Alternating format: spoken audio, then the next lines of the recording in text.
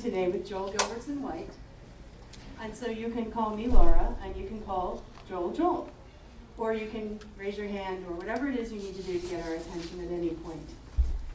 The first thing I want to do is thank each of you personally for your commitment to lay leadership. In the Unitarian Universalist faith, if we did not have volunteer leadership, if we did not have unpaid contributions, we would not exist. Or we would look completely different than we do now. And so Joel and I like to have a paradigm that is blessings offered and blessings received. And so the blessing we offer you today is that we are here voluntarily with no monetary compensation to share our experiences and learn from you. And the blessing that you're offering us is that you're willing to learn and grow with us, and that this is something that you think can be transformative, hopefully, for your congregations. So thank you. And now Joel will lead us in a chalice lighting. This chalice light will be call and response. So I will invite you to, after I say my portion, call the same, you respond the same thing right back. We light this chalice, to illuminate our path, as we seek to find a spark, that will reignite our own passion, for the work that we do, and the time that we share, in this special place, with these special people. And the chalice is lit. Thank you.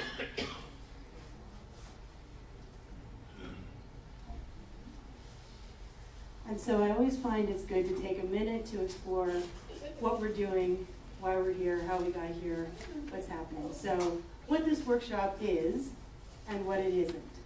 So this is an opportunity to explore lay leadership as a spiritual practice, which is, as we'll talk about later, very, very different than as an outcome-driven process or other ways that we might practice leadership in the world. It's an invitation for us to go inside ourselves and to learn about ourselves and explore who we are, what we believe, what fits for us, where we thrive. It isn't definitive, complete, flawless, or eternal, because nothing ever is. So it's not going to solve every single problem that we face as leaders, but it's one tool in our toolbox. And it's definitely not required. It's not a quick fix. This will not solve all your problems. It will not make everything instantly, magically wonderful. It's not a silver bullet. We're not killing werewolves or vampires. We're not doing any of that. We're just traipsing down this path together. So, we're Unitarian Universalists. And this work is based on a book that was written by Reverend Erik Walker Wikstrom called Serving with Grace, Lay Leadership as a Spiritual Practice. It's available for purchase from the UUA. You can buy it from online vendors. You can even get an electronic copy. And Erik has an incredible insight I want to share with you. If the ultimate goal is building community and deepening your own and others' spiritual lives, you cannot do it anywhere nearly as effectively and efficiently without help or time. And so Erik is talking about how we as UUs tend to get lost in outcomes, and we tend to get lost in getting the job done.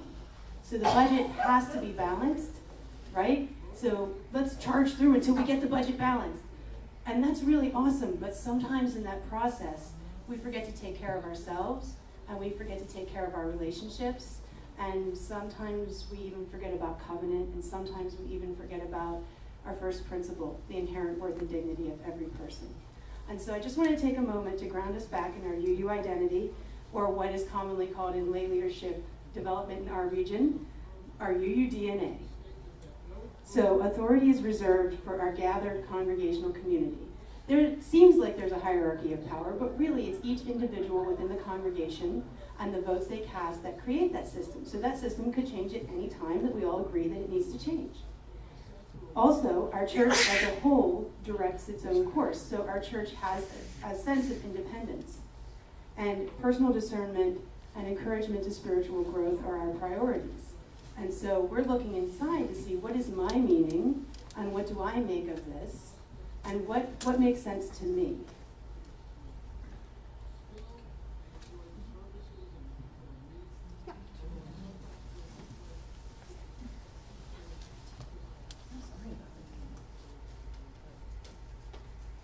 So now on to the question that this class is named after. So, leader, who we meet, you may ask that question, and the answer is that it means to cause to go with. So that can be anybody. That doesn't have to necessarily be somebody with a title. So that's all who offer something back to their congregational community. And that can be the people who show up and vote nay on the issue. That can be the people who say point of order, any of those kind of things. It can be somebody who just comes in the door and is just starting to find out, and then they get more connected if we're inclusive. And then of course it's all these folks listed here. And some people are a little bit averse to the word leader, and these are some other words that kind of match that a bit. Facilitator, convener, point person, servant. Does anybody have any ideas for others? Let's open that up. Okay. Coordinator. Coordinator, yeah, that certainly works. Organizer. Administrator. So this is actually, at some point, you may ask yourself, what is it that I want to lead in? What am I called to do? And oftentimes people do this process backwards. They'll say, what does the church need?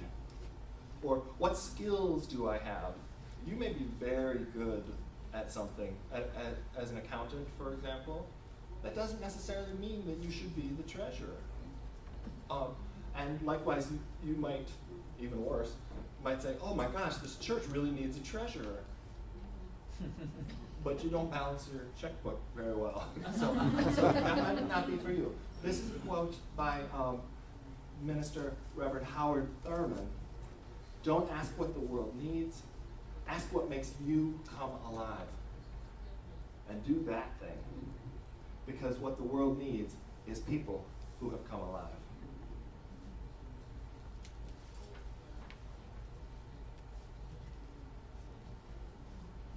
So is anyone familiar with the concept of using lens or lenses? Some folks, others not so much. Okay, so here's what I'm going to do. I wear glasses. Has everyone had an eye exam? Yeah? Okay. So when we're talking about personal development and we look at lenses, it's sort of like when I'm at the eye doctor and he puts the big, or she puts the big machine in front of me and flips one lens and says, how's this lens look? Or wait, how about this other lens? How about this lens or this lens? And so as leaders, we have many different lenses that we use. So we have our multicultural sensibility, and we have other lenses. This is the spiritual lens that we're zooming in on today. And so this is the heretical part. If you signed up because you said, she said we're going to talk about being heretical, and I feel a little bad, and I want to do that, this is that part. Because this gets into really breaking our habitual patterning of getting the job done at all costs.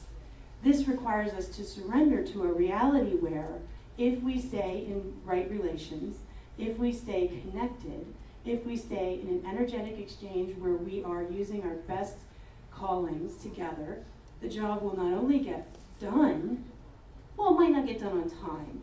I'm just going to warn you, that's kind of the heretical part.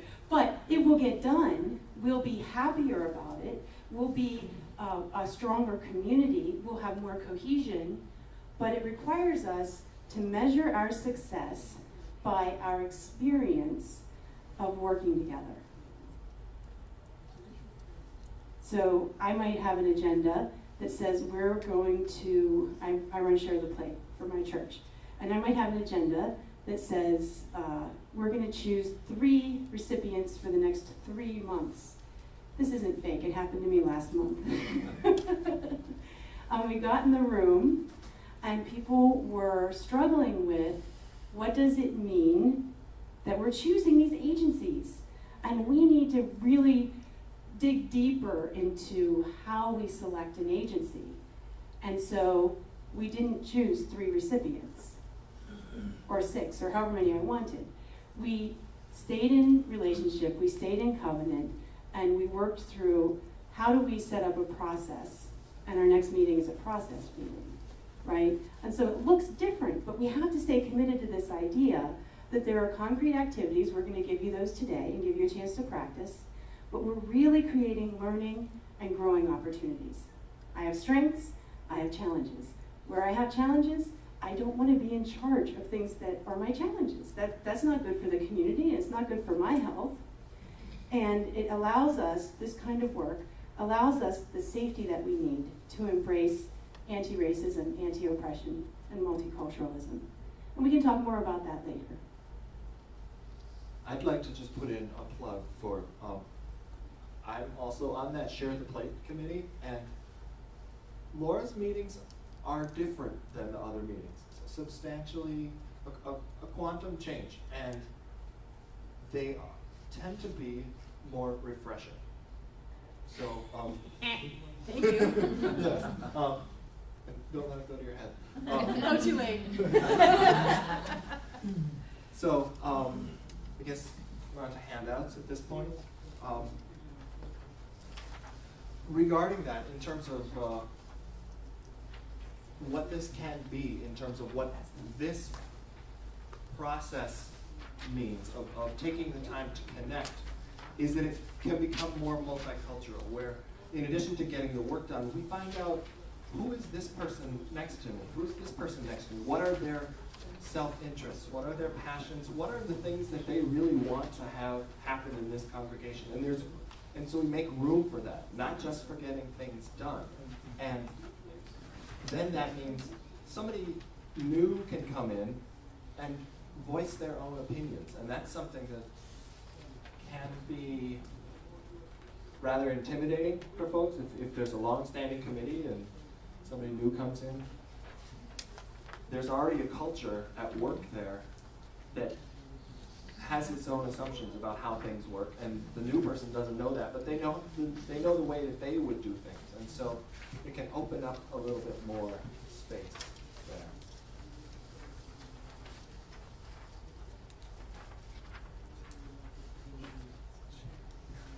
Okay, great. And now you have in front of you, and these are from the book. Thank you. Does everyone have one? Okay, great. So these are the practices that Erik outlines in the book. And there are practices you can do by yourself. You don't have to tell anybody you're doing them. And in fact, what happened to me, I'll just tell you my personal story. I was struggling in my lay leadership, and I was experiencing failure. And it was the first time I had experienced failure as a leader in about 40 years. And I had been trained as a youth leader, and I had come up in other environments and other cultures and been effective and been powerful. And in my church, I was falling on my face and falling on my face and falling on my face. And I was reaching the end of my rope. And I was at District Assembly last year, and I walked by the bookstore, and I saw a copy of Leading with Grace, Lay Leadership as a Spiritual Practice. And I thought, you know what? I don't care, fine, yes, I surrender. I bought the book, and I started reading it, and I found these solo practices. And I felt so vulnerable because I was so unsuccessful that even though I was reading the book thinking, this is what we need at my church, this is what we need at my church, I didn't have the credibility or the comfort or the trust to tell anybody I was doing it. So I just took those solo practices and I started doing them every time I could. Every time I had the energy, every time I had the awareness and the consciousness, and it has transformed my experience of my church. So we're going to do some of those solo practices today. If you flip it over, there are some concrete practices for mindful meetings. And those are things that you would do once your group or your entire church has agreed that you want to do this. And if you look online, Reverend Wikstrom has actually a workshop that he has prepared that you can just download, and it has little video sections that are him explaining sections, and you can go through a discernment process with a team of people or with your whole church to see if this is something you want to do. So we're going to move right into our first exercise, and I'm going to ask everyone, as you're willing and able, to come to the front once I give you the cue for that. And if you need us to bring you supplies, just raise your hand and we'll gladly do that. Oh, I went one too far.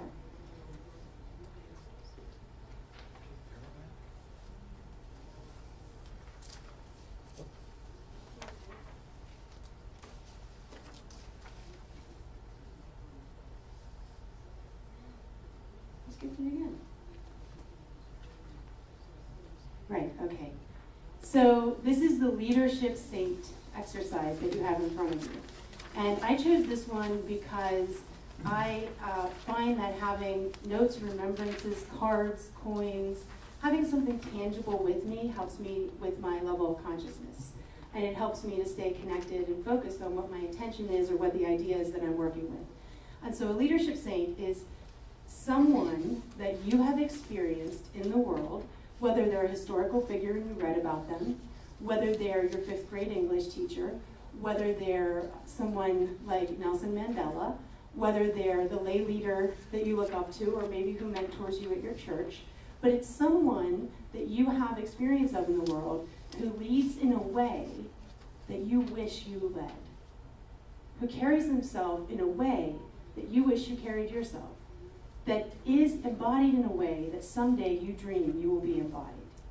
And so I have 3 kinds of drawing materials: markers, crayons, and colored pencils on regular pencils. And your assignment is, over the next 10 minutes, put something on the paper that represents your leadership saint. And you might draw a picture of them, and you might write down words that describe them. This is a personal exercise, but you can feel free to chat if you need to. But just to go inside and say, who is it for me? Who helps me make that connection? And so if you'll, one last thing.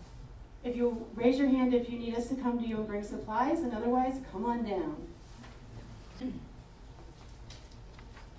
Now, as you're working, I just want to say, this is about giving yourself permission.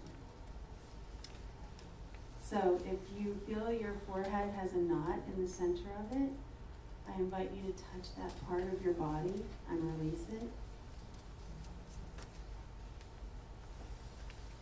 I invite you to take a few deep breaths if this is a hard exercise. You don't have to show anyone else what you make. It's just for you. Okay, we're halfway through the exercise. You have 5 minutes. So I want to invite people, if you have either not begun, or if you feel like you've already finished, maybe flip over your paper or come and get a second sheet. And I'll offer you an alternative concept of the leadership saint. So this may, in fact, not even be a person. This may be a place. Some people who have been to the Grand Canyon tell me that being in that location gives them a sensation and an embodiment that they actually want to have in their everyday life. And for me, I was blessed enough to make it to Hawaii. And that's the place for me. So when I go to my imagery, I actually have a place where I go, a specific place that I've been on earth. Another way that you might unlock this is that maybe there's a place in your imagination, or a concept in your imagination. Or maybe it's agape. Maybe it is the concept of inclusive, perfect acceptance and love.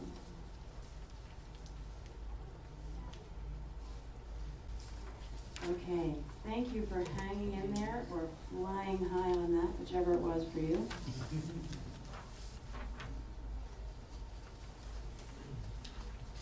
I invite everyone, as you're willing and able, to return the drawing supplies that you got.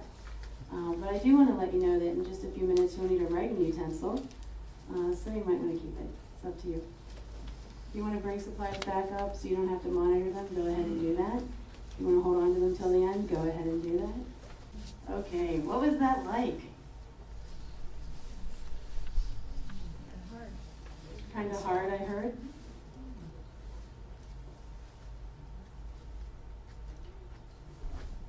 Any other one or two words? What was it like?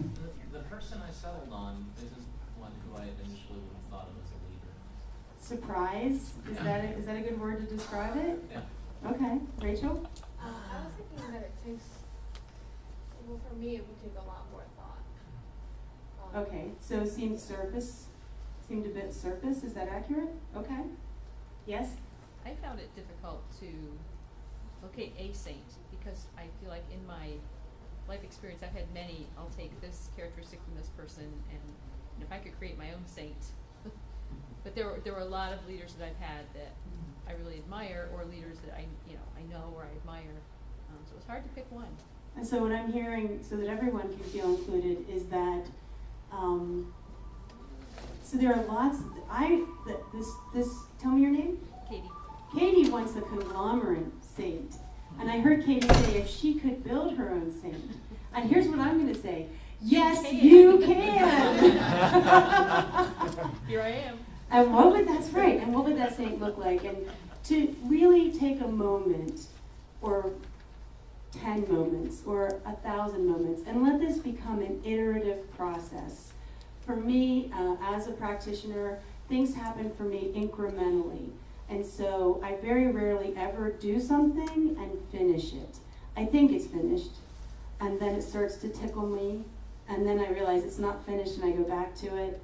And that's how my process works. And I invite you into this sacred space where what you put on your paper does not lock you into anything, but it hopefully will unlock something. And so if you would like your paper to be private, now is a great time to go ahead and fold it up and make as much noise as you need to, put it in a pocket or whatever. If you like, after this group, at some time you all may choose to share with each other, but that's not something I'm going to promote right now. But it's something that you may choose to do. If you look around and see who's in the room with us, you'll be able to know who to touch base with.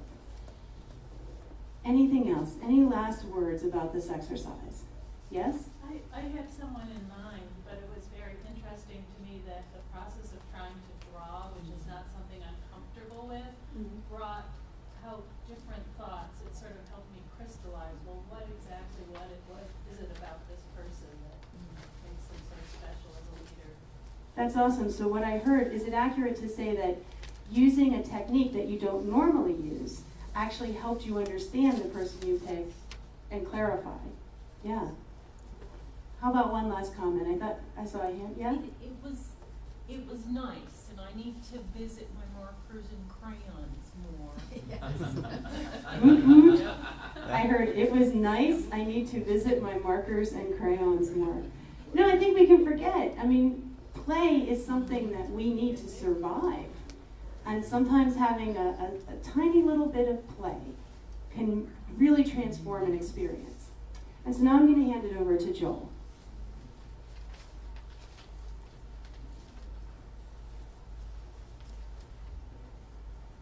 All right, so for this next exercise, I'm going to invite you to get into a pair with somebody else, sitting nearby, probably would be easiest, and bring this piece of paper with you, because we'll be referring to it.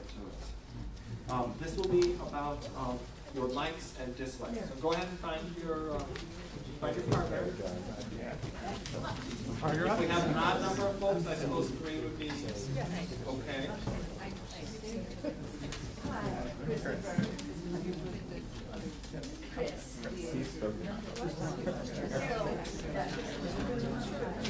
All right, so this is the second. Well, I invited you guys all to talk already. Okay, I need your attention just for a moment. So this is the second one here. So your personal inventory of what you like and don't like. So this is an opportunity to share. Each person will have about 5 minutes to share with the other person what you like and what you don't like in terms of activities, in terms of long-term commitments, and in terms of extroversion. Just a little bit about yourself, to try and find a bit about your style. So tell them a little bit about yourself, and then listen to the other person, and then after 5 minutes I'll ask you to switch. And I want to invite you into a little bit of weirdness around the word like. Okay? So the weirdness I want us to hold is like can also mean excites me. It can also mean makes me happy. It can also mean, this kind of energy. This kind of, I want to do it more. Like can also mean I'm curious and other things. So let's expand our definition and let's let dislike have more of a feel of, is maybe like gravel, or maybe it's like, wow, that's like when I do that, I feel drained afterwards, or my teeth kind of ache when you ask me to balance the checkbook, or whatever it is. All right. Well, I hope that you got to know each other's likes and dislikes, because this next exercise is kind of the correct your own paper kind of variety. So hopefully you remember some of this. The next thing we're going to go through is no being as sacred as yes. And this is kind of the term opportunity cost comes to mind, and it also comes to mind that if you say yes to something that you're going to resist at every step of the way, you're going to be miserable. Probably the people in your community are going to be upset, and it's just not going to be good. So this exercise is going to be designed to help you learn to say no to things that need to have no. And Laura wants to. I just wanted to jump in for the folks who wanted to be heretical. Here's another place, and if you happen to have read the book or you happen to pick it up after this, Erik goes into some examples where people were asked to do jobs that desperately needed to be done. They used their sacred no, and he tells what happened next. And it's amazing. In some cases, the job didn't get done, and the church survived. So I wasn't referring to those. in some cases, it did get done. So for this next one, in your groups, again, what this will be is we'll have a little less time because it doesn't take quite as much time. I invite you to ask your partner or one of your other partners, if you're in a group of 3, ask them to do several things around the congregation that they probably should say no to now that you know what they like and dislike. Ask them several, so ask them maybe like 3-4 times or so, a few different things, and then you, the respondent, find a good way to say no. And then the good feeling is that because you've said no to all those other things, then you ask each other something that you do want to do, and then you get to say yes. Any questions? No. Okay.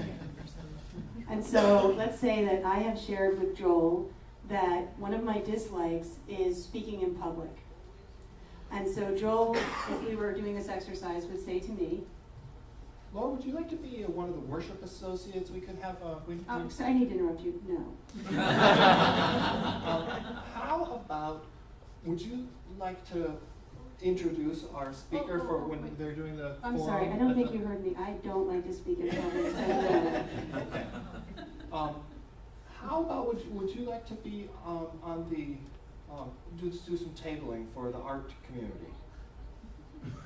Time out, Joel. I'm not sure if you're hearing me, but I really don't like speaking in front of people. I hope there's something else I can do to help out here, but I'm going to say no. Do you like to work with kids? Yes. That's how it's done. Something in your own way. So we'll have about 5 minutes total for this. So for this next slide, briefly, one of the things that he talks about is, well, how you do what you do actually matters. So it's not just what you do, but the way that we are together in community can shape the values of what's important to us. And being in community is half of the work. And so here are some practices that are listed, and some of them are, well, they're all listed on the handout. The one we're going to look at right now is every idea is a good idea for 5 minutes. And what this does is helps you get out of your I'm talking now space, where you may notice that sometimes there's a lot of pressure in meetings. If you have 8 strongly opinionated Unitarian Universalists, or perhaps other people might also have strong opinions, but Unitarian Universalists in a room, and you're trying to have a conversation, and there's never any dead air in between. And oftentimes, while one person is saying their thing, there's 5 other people who are all formulating what they're going to say next. So people don't get heard as much. And so in this case, our example is somebody's going to bring something up that's probably not a very good idea. But rather than dismissing it out of hand and saying next, give it some time to see where there might be some merit, and at the very least, make sure that the person who brought it up is heard, and that once it's out there, it becomes kind of public discourse, public property for everybody to play with. So in this exercise, we're going to give you 5 minutes, and here's the scenario. Okay, the board is meeting, and they've decided, for some reason, that they can't meet on Wednesday night at 7 p.m. anymore. So they've decided, well, one of these 2 things. All right, I'll just go ahead with this one. They've decided that they're going to meet, or they haven't decided, somebody recommended. How about Friday from 9 until midnight? So that's the good idea that was just brought up. It would be easy to dismiss that right away, but we're not going to. You've got 5 minutes to have a writing exercise. That's what we're doing. Yeah, so do a little journaling on what you see might be a good idea, or what your response might be once you've heard it. I just want to give you one additional frame that this board has already entered into a covenant to do mindful meetings. So everyone in the room has already had this list of concrete practices and has already agreed to do them. And they have the discussion in progress. We can't meet on Wednesdays anymore, and one of the board members, with a straight face, so this is real, says, well, let's meet Fridays from 9 to midnight. And you are on this board, and you have agreed to do mindful meetings. What would you say out loud? What would you need to write down on your paper? What would you do?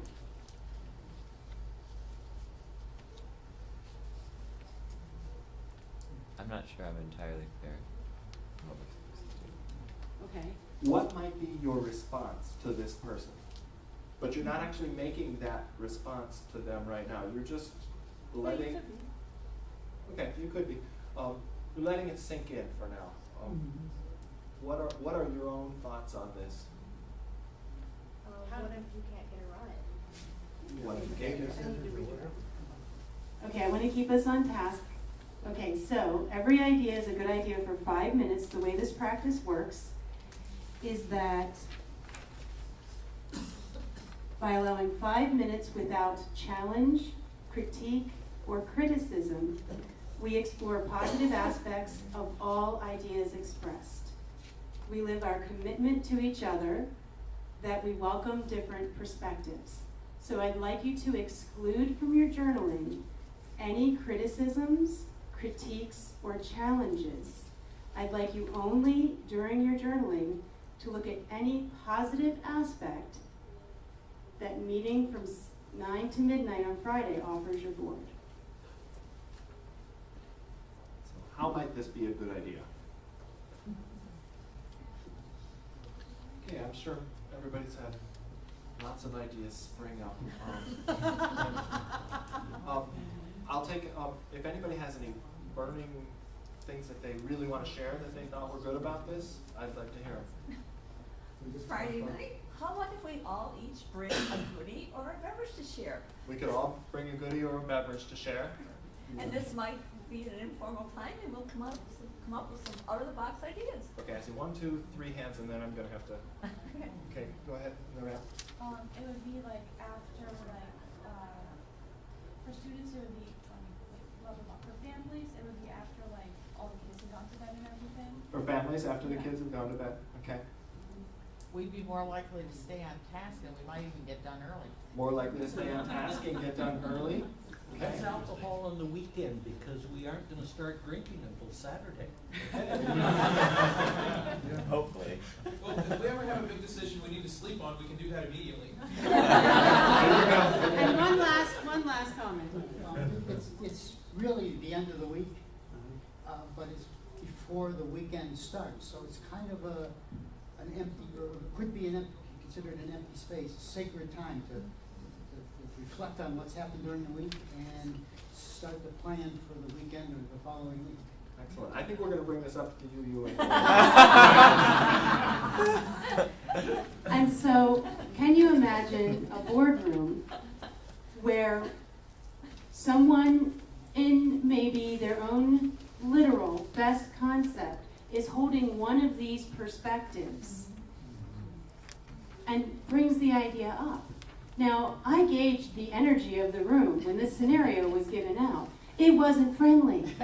Okay, y'all were not making me feel comfortable. Okay, you weren't. Are you kidding? 9 to midnight on Right? Friday? But can you imagine if I, in my humanity, became romanced by the idea that it's sacred space, or that we could have relaxing time, or that we get jobs done, or that we could sleep on it, or that, what if I became romanced by one of these ideas, and then I suggested with all good intentions, because I've lost my context, or for whatever reason, right?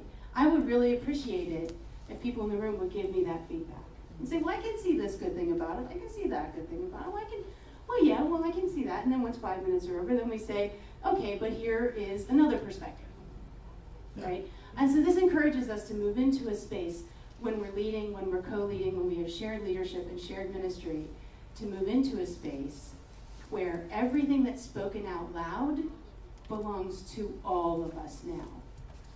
Because we are one body in beloved community, when an idea is put out there, it becomes the idea of our whole body. And we respect ourselves enough to explore what could be good about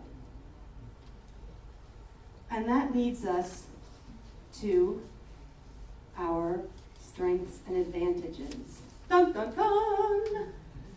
What do I get out of doing this? Laura, you just said a bunch of stuff and you had us do a bunch of stuff. What is my prize? Okay?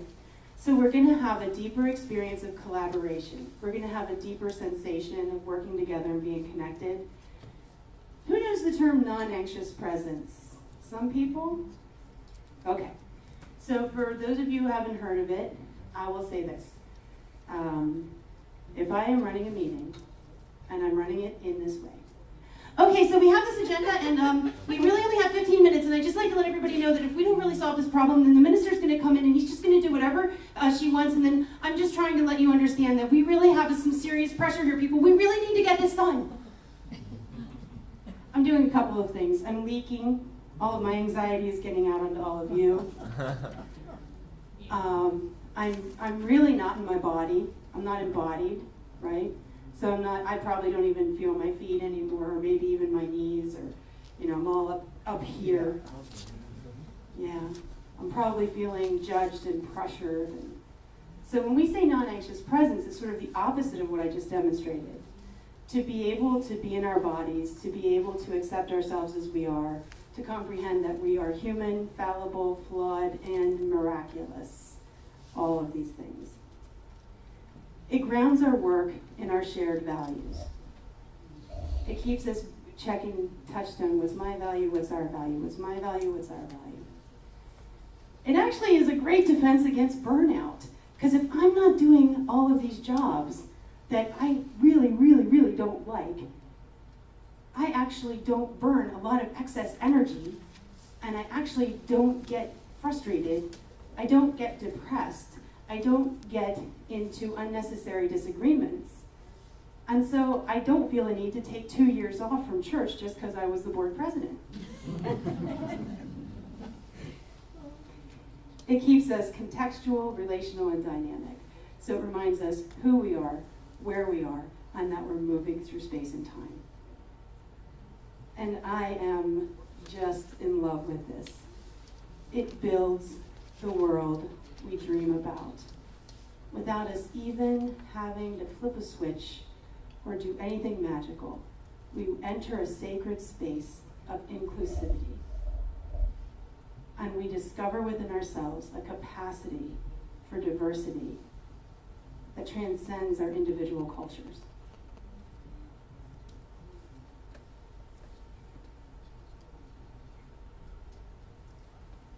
Okay, so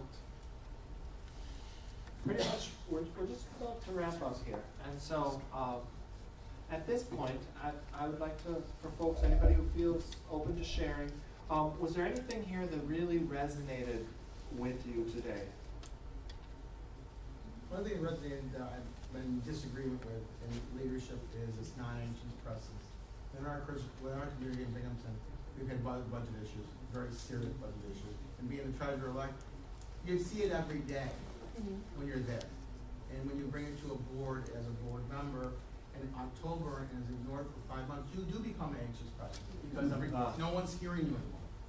So when it becomes a problem, you think, oh, we never heard that. Exactly.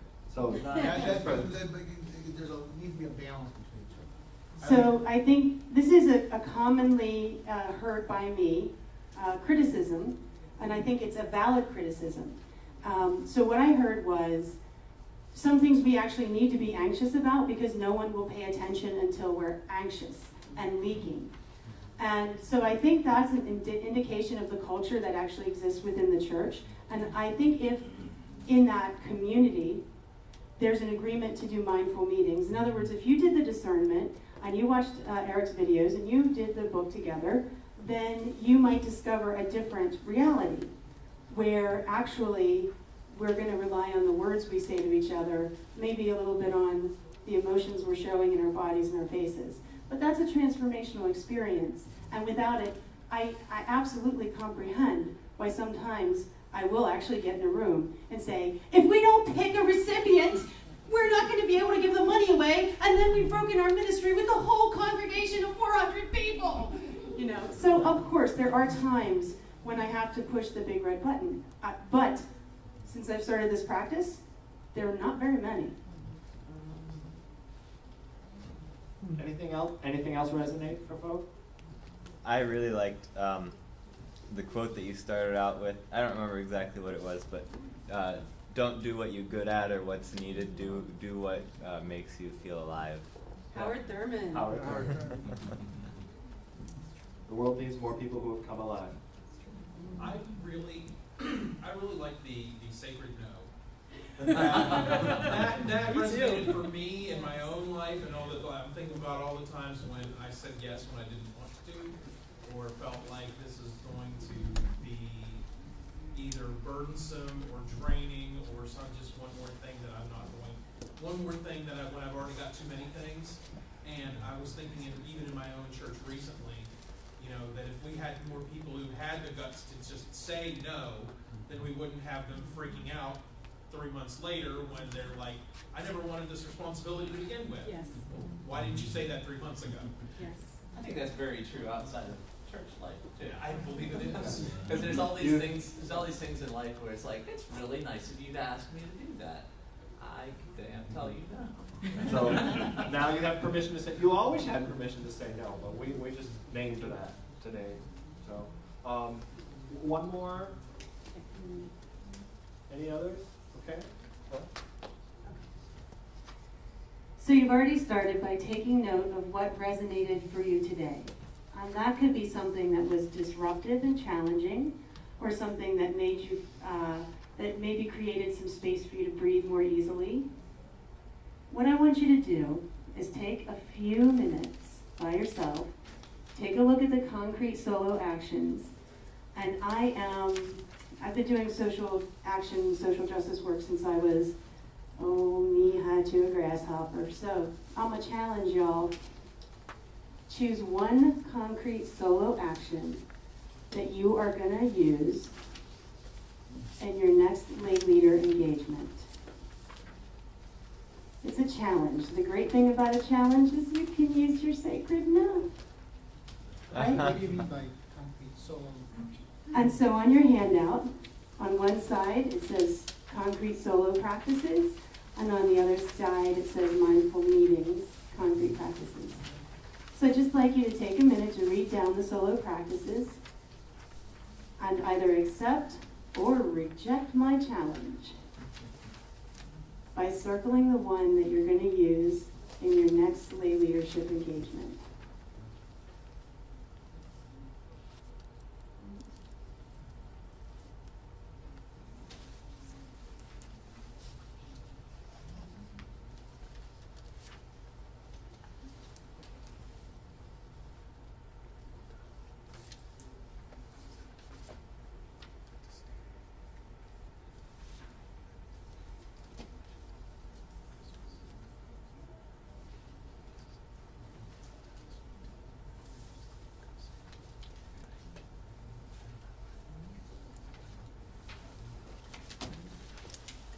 Okay, we have about 4 minutes until the door opens and you all get to run away to the next wonderful thing.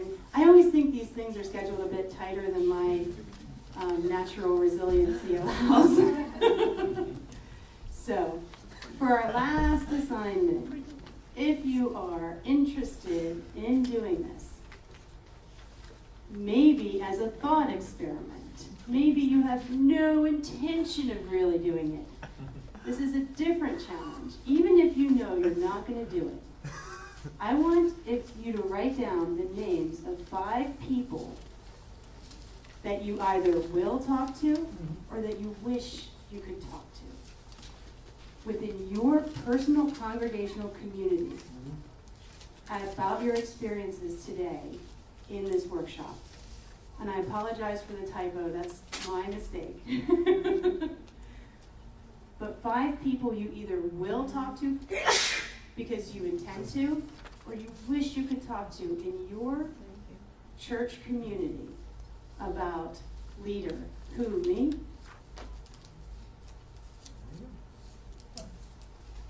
That was easy.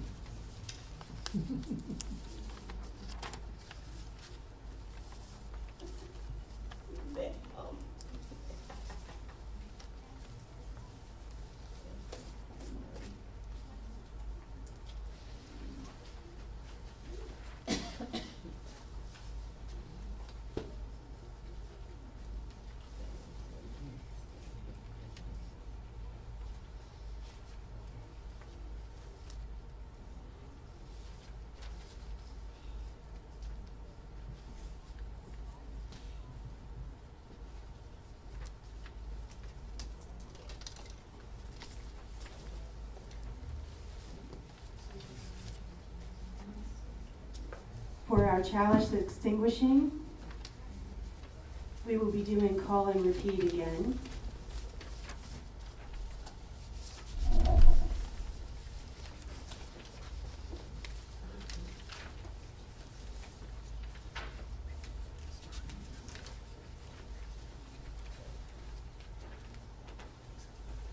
Are you ready? Ready? Okay. We lit this chalice this afternoon. We lit this chalice this afternoon. To illuminate our path. To illuminate our path. We lit this chalice for the work that we do. We lit this chalice for the work that we do. And the time that we share. And the time that we share. In this special place. In this special place. With these special people. With these special people.